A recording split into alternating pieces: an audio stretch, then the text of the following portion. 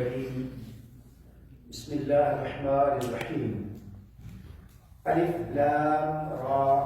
كتاب أنزلناه إليك لتخرج الناس من الظلمات إلى النور بإذن ربهم إلى صراط العزيز الحميد صدق الله العظيم. اللهم صل على سيدنا ومولانا محمد وعلى آل سيدنا وأصحاب سيدنا ومولانا محمد وبارك وسلم. معزز حاضرین و حاضرات اور ناظرین و ناظرات، اللہ تعالیٰ کے فضل و کرم سے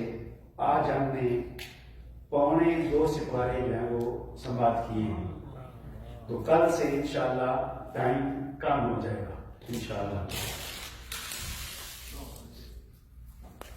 یہ سورہ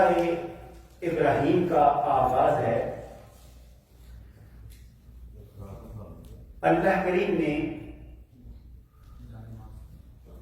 لوگوں کی اور انسانیت کی ہدایت کے لیے سارے رسول بھیجے. ہدایت کا معنی کیا ہے؟ کہ رہنمائی کرنا یا کسی کو راستہ دکھانا،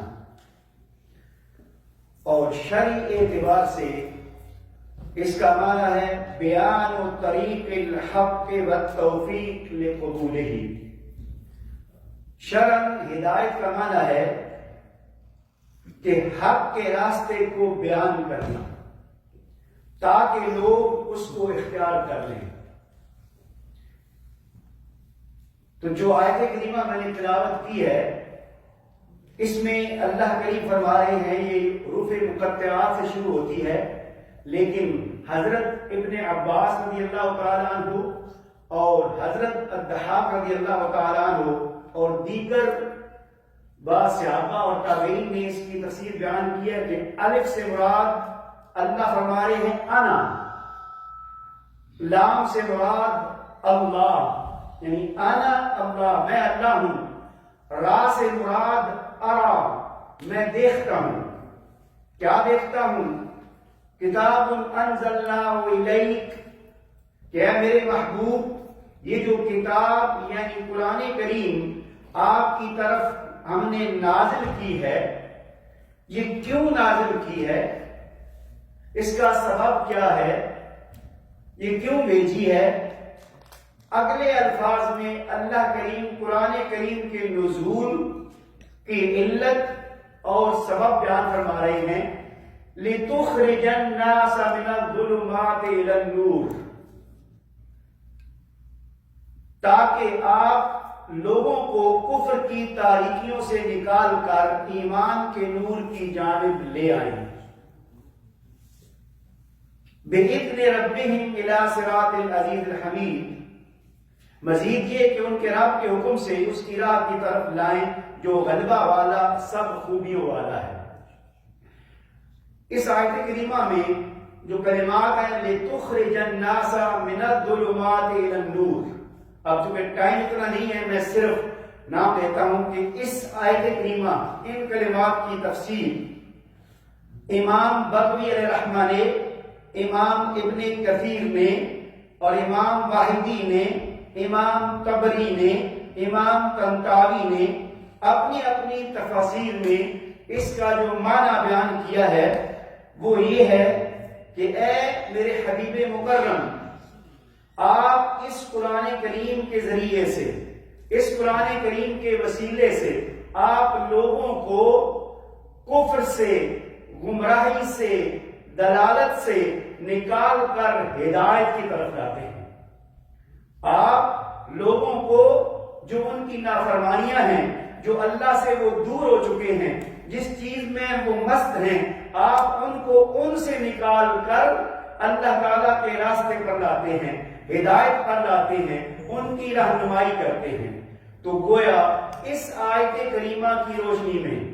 اکثر مفسرین کی جو تفاسیر میں نے آپ کو بیان کی ہیں، اس سے مراد یہ ہے کہ حضور نبی کریم صلی اللہ علیہ وآلہ وسلم ہادی ہیں، یعنی اللہ تعالیٰ کے اذن سے ہدایت دینے والے ہیں. اب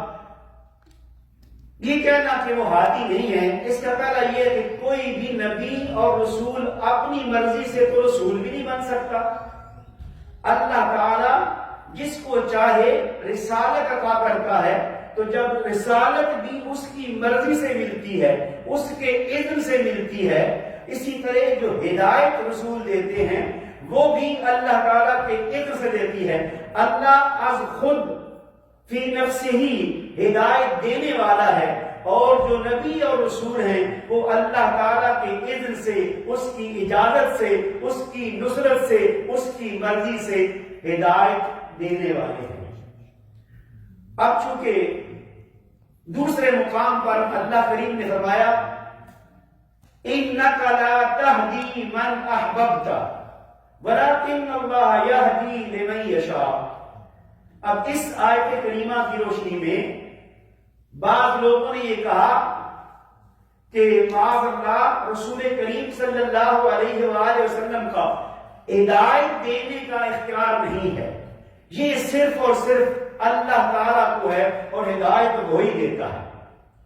اب اسی پر ہی وہ قائم ہیں اور یہ کہتے ہیں کیونکہ اِنَّكَ لَا تَهْدِي مَنْ أَحْبَبْتَ، کہ اے میرے محبوب، اے میرے حبیب، جن کو آپ چاہتے ہیں کہ ہدایت دیں، ان کو آپ اپنی مرضی سے، اپنی چاہت سے، اپنی خواہش سے، اپنی محبت سے ہدایت نہیں دے سکتے سوائے اس کے کہ اللہ چاہے. اب اس پر بہت سا کلام کیا جا سکتا ہے، گفتگو کی جا سکتی ہے، مگر میں حبیب مکرم آقا کریم صلی اللہ علیہ وسلم کی جو چاہت ہے وہ اللہ تعالیٰ کو کتنی عزیز ہے اور کس انداز سے ہے، اور اللہ کریم اپنے حبیب مکرم صلی اللہ علیہ وسلم کے چاہنے سے کس انداز میں ہدایت عطا فرماتا ہے. ایک واقعہ آپ سب نے سن رکھا ہے،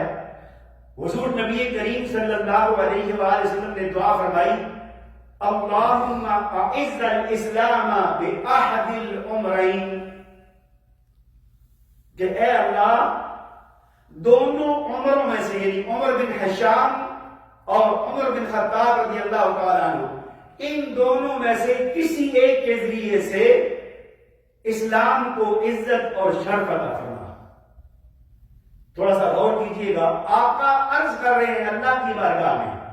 اور آقا نے ایک ہی بار عرض کی، اپنی خواہش کا اظہار فرمایا، اپنی چاہت کا اظہار فرمایا کہ اے مولا ان دونوں میں سے ایک کے ذریعے سے اسلام کی عزت میں اضافہ فرما. اب آقا کریم نے ہدایت طلب ہی ایک کے لیے کی ہے، دونوں کے لیے طلب نہیں فرمائی. تو اب ان میں سے اللہ کریم نے جو سیدنا عمر بن خطاب رضی اللہ تعالیٰ عنہ کو ہدایت عطا فرما دی، تو یہ کس کی خواہش پہ عطا ہوئی،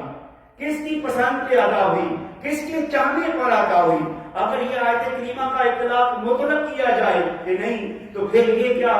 کہ آقا کریم نے عرض کی اور اللہ کریم نے آپ کو ہدایت عطا فرما دی. اب دوسرے نمبر کو ہدایت کیوں نہیں دی؟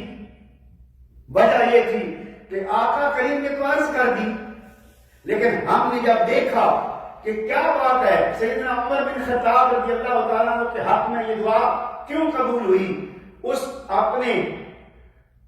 مالک کو اور خالق کو اپنے محبوب سے اتنا پیار ہے، اس کا اتنا خیال ہے کہ یہ دونوں بظاہر تو آقا نے طلب کر لیے، مگر دوسرا بدبخت گستاخیاں کرتا تھا، بے ادبیاں کرتا تھا، آقا کو تکلیفیں پہنچاتا تھا. تو حضور نبی کریم صلی اللہ علیہ وسلم کو پسند نہیں تھا کہ جو میرے محبوب کو تکلیفیں پہنچائے، جو میرے محبوب کو اذیتیں دے، اس کو بھی ہدایت مل جائے. تو اس آیت کریمہ میں مفہوم یہ ہوا کہ ہدایت ان لوگوں کو ملے گی، اللہ انہی لوگوں کو ہدایت دے گا آقا کریم کے چاہنے پر، جن کے اندر ادب ہوگا، جن کے اندر احترام ہوگا.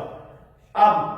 آخری بات کہ حضور نبی کریم صلی اللہ علیہ وسلم کی ذات مبارکہ تو ایسی ذات ہے کہ جو سراپا رحمت ہے،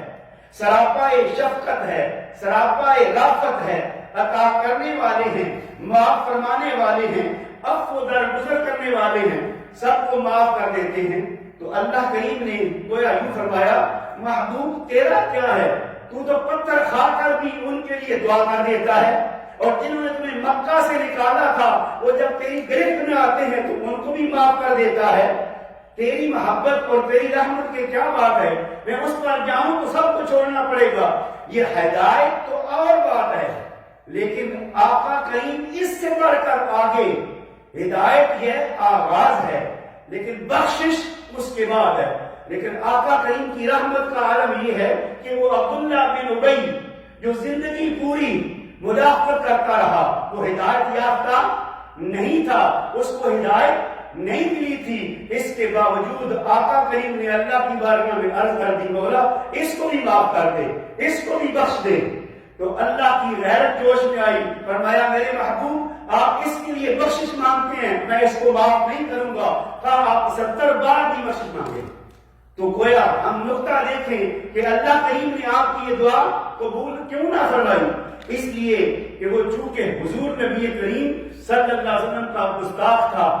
بے احترام نہیں کرتا تھا، منافقت کرتا رہا تھا، اذیت دیتا رہا تھا. اس لیے اللہ کریم نے جو ہمیں پیمانہ دیا ہے کہ آقا کریم نے جس کے بارے میں دعا فرمائی ہے، اگر وہ حضور نبی کریم صلی اللہ علیہ وسلم کے ساتھ محبت کا تعلق رکھتا تھا، ان کا احترام کرتا تھا، گستاخی نہیں کرتا تھا اور ادب کا تعلق تھا، ان سب کو ہدایت ملتی گئی.